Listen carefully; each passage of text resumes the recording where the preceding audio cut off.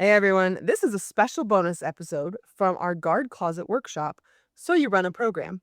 You're about to hear Kim Jones and Joey Montes break down smart visual design, creative inspiration, transitions, and how to build shows that work for the performers you actually have. This section starts right in the middle of the workshop, so we're dropping you straight into the good stuff. Awesome. So, hey everyone, I'm Kim Jones, and I am going to talk a little bit about where to find some inspiration. I know some of you had posted some questions about, struggling over where to go with show concepts. How do you dive into, what makes your show go from year to year? I would like to, just kind of kick it off saying, you don't have to be the same year after year. In fact, your students and everybody else would probably love a variety, yourself included as an instructor, to just kind of be able to dip your toe into different genres, different show themes, things of that sort. So some of my top things, which, might seem like it's very much a given, right? But do you have music that speaks to you and your students, right? That it could be more than just, I know we like to say it's just flags in a gym, right? Or it's just drums drumming in a gym, right? But the reality of that is we spend a lot of time, I would like to say tears, sweat, time, lots of time, right? Like given to this activity. So it does mean more to you and to your students than just flags in a gym. So is there, a piece of music that you've heard the kids talking about, or something that really resonates within yourself that you would like to see come to fruition? That might be a place for you to start. I would also say don't be afraid to step outside of your comfort zone, right? Explore, research, let new ideas challenge you and your kids. Sometimes that produces the best production that you've ever done. I've found personally, like in the past, when I've sat at this stage of a season questioning, right? Like, this isn't really me. This is not something, can I really make this happen? Sometimes just allowing yourself to dive into that becomes a lot of fun for both you and your students that you're teaching. In that same deep dive with colleagues, call a friend, phone a friend. We say that all the time, phone a friend, right? Have these conversations. Hey, I'm thinking about this. What do you think about that? And again, as a plug, Guard Closet resources, there's a million different people that you can reach out to just through this avenue. If you've got questions, if you are looking for some help in any of that, don't be afraid to reach out. Your friends, phone a friend. We're your friends, right? Give us a call. And more of what Nicole had already said, build up what you already have, right? Did you use some uniforms that for an outdoor season that's still in your closet that could work for any theme that you have, going in your head, flags, floor, etc. Don't be afraid to reuse things that you've used in the past. That's 100% a-okay. And then just like I said, other things that speak to you, period pieces, movies, soundtracks, events you feel strongly about, including any books or poems. Don't be afraid to add that spoken word. Go ahead, Nicole. I see your hand up. And I was just going to say, when you do these things, though, make sure this is something that your guard can sustain. Yeah. And also, when just to think about like voiceovers, can your show still hold its own without those voiceovers on it? So if you're doing it, great, but can it go without it? Yes, absolutely. And I think we've talked about that, right? Keeping it to what your students are able to handle. You're not putting together your dream performance or that dream soundtrack, right? If you've chosen that grand symphony, right, that's got all those musical layers and everything else, can you support that with the kids and your students that you have in front of you?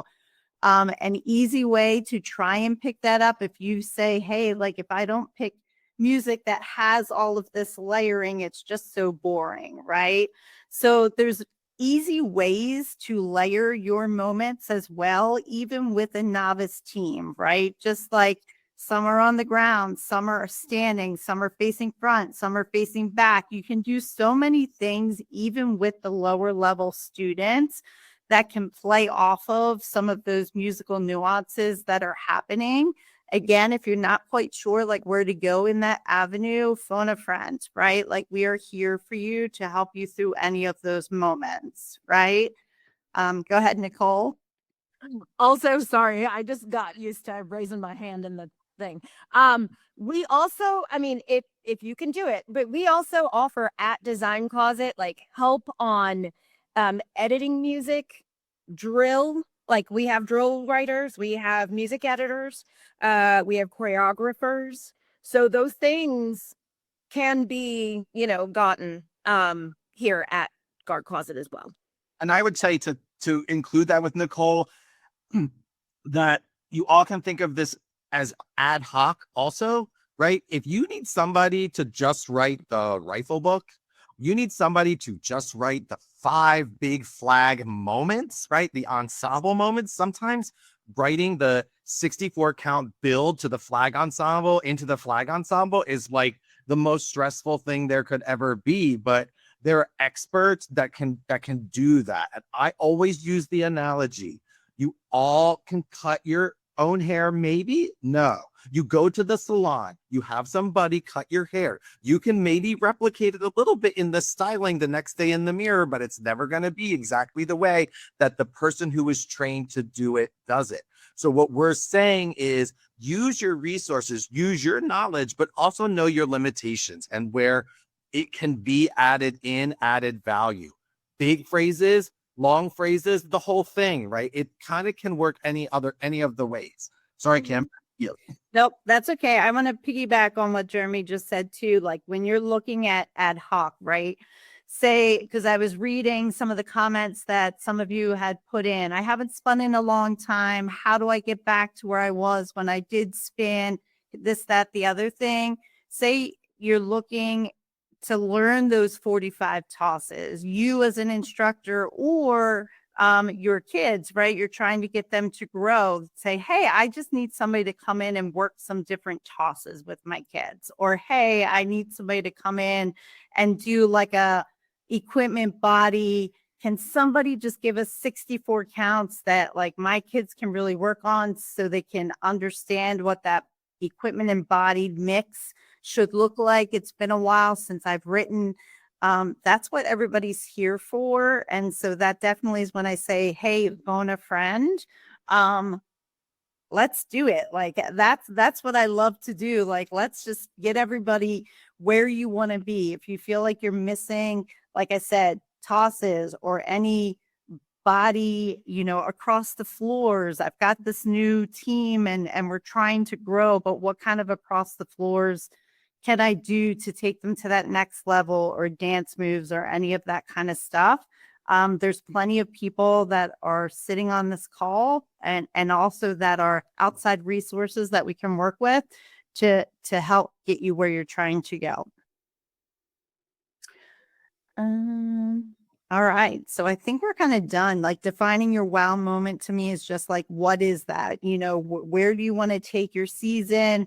What are you looking at? It can be very small, minute, but plan that, right? Like my season, this is where I want to take my kids, or as a staff member, this is where I'm looking to grow as well. I think some of the people put some stuff in when we were asking questions about what you're wanting to get from this.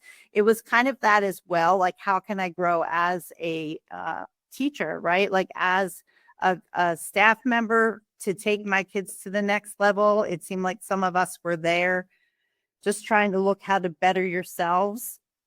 That's what we're here for too. Like if that is something, we would gladly put a clinic together. I know we kind of live all over the place, so maybe it's a virtual clinic, right? Where we break down those tosses and put it out there. I don't know. Give us your feedback. That's what we're here for, right? Just start dialoguing and see what everybody needs. So awesome. All right, Joey, I don't know if you want to take some of this, just since from the drill aspect, because I know a lot of people, it was kind of like drill ideas, smart choice design. It seemed like some people really had transitional needs when drill things are happening that they weren't really understanding as well. So I don't know if you want to jump into some of that.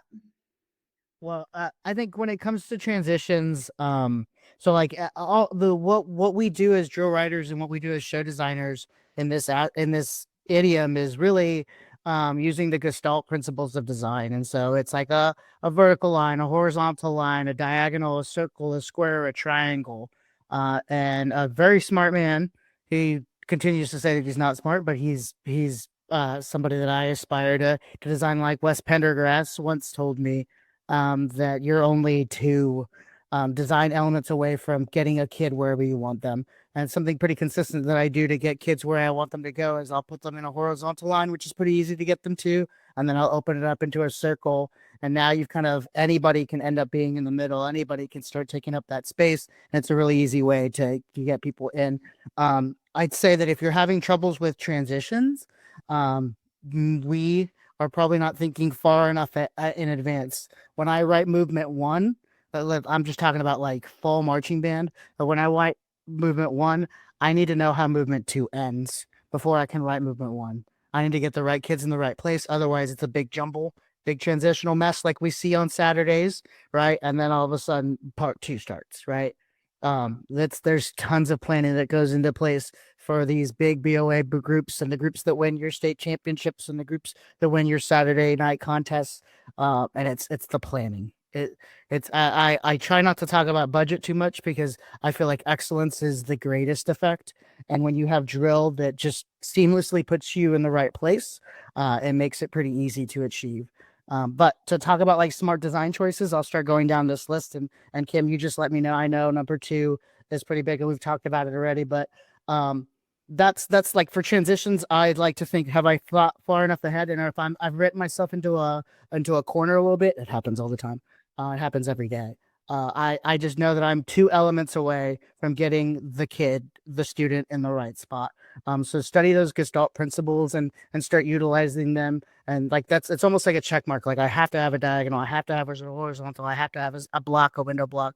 And then it's like I check those boxes, and then I can use the other ones to kind of filter me through. But smart design choices: choose music with visual possibility. Can you hear the flag feature?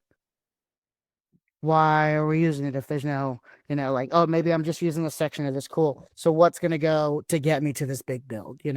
How does it end? Clear phrasing and emotional shifts.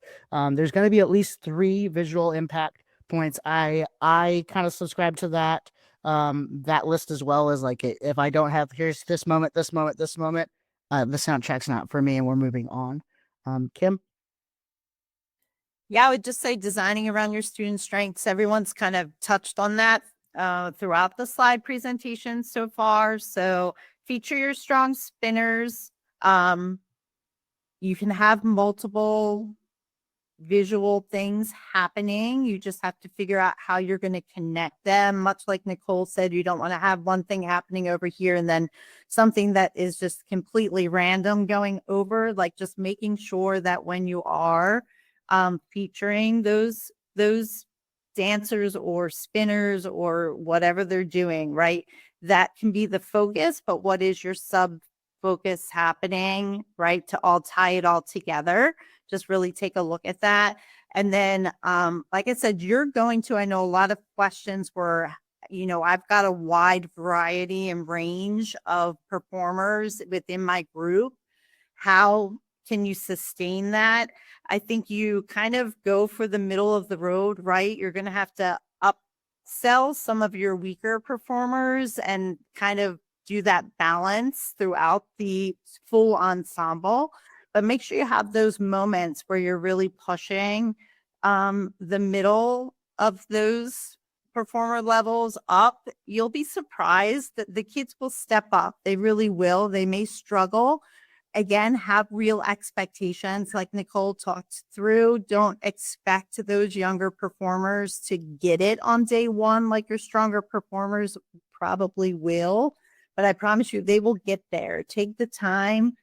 If it's a toss that they're not, struggling with, make sure you're working it every practice during that, warm up time when you're doing basics, when you're throwing those tosses. Throw some of the harder stuff at them. Like you will be surprised. Those newer kids, they will step up to the bat. They might not be as strong, of course, by the end, but they will get there, right? Like I think it was Nicole talked about it, right? You're writing for those sophomores, freshmen, where are they going to go over the next 2 years? And then just be smart about some of like the drill design moments. If you've got props, don't be afraid. Everyone doesn't have to be on the floor the whole time, be smart about that, right? Like it's okay to give them a break. Like if a minute and a half has come and they are maxed out and can't handle anymore, then it's okay for them to go take a little breather and keep the core kids on the floor. Go ahead, Nicole. I just wanted to say too, it is okay to ask for help too. I think Joey already said that. Like, I put myself in a corner, but I think as new or by yourself or I have a small guard, some people, because I came from that was the beginning of my color guard journey. I had a small guard. I was the only one. But and also too, the resources back then are not the way resources are now. So there are a lot of places that you can reach out to, not to mention not just us, but I think every circuit has an educational department or a educational liaison. Utilize those people. They're not just there to, conduct class and, sit down with you and tell you wrong, not to do that kind of thing, but also they're a sounding board for you as well. So those resources are within your circuit if you choose to use them. I just want to add on this smart design choices, something that I require all of my staff to do when it comes time to choreograph or to design or to implement things into the show is when we put it in, we're going to take a video of it and we're going to watch it on mute. We're going to watch every Saturday show on mute. And if we can see the music, then we're on the right place. A phrase that a lot of judges use is, do I hear what I see and do I see what I hear? And that's really the biggest issues that we see in sort of show design stuff is, oh, it's really cool work, but is it musical? Does it highlight the music, or is it detracting us or pulling our focus away from the real musical story? So watch your stuff on mute, and then I like to listen to the soundtrack and see, can I envision the choreography, and does it hit these musical things that I'm hearing? Also listening in different, like listen in your car, listen in your AirPods, listen on your computer, because you might hear something new that you didn't know existed that's going to exist in the gym. You want to hit that ding. You want to hit that cymbal crash. You want to hit that, so listen to your music as much as you can and watch your shows on mute. The On a Water Break podcast was produced by Jeremy Williams and Christine Ream. The intro and outro music was produced by Josh Lyda. To learn more, visit lydamusic.com. And until next time, thanks for tuning in.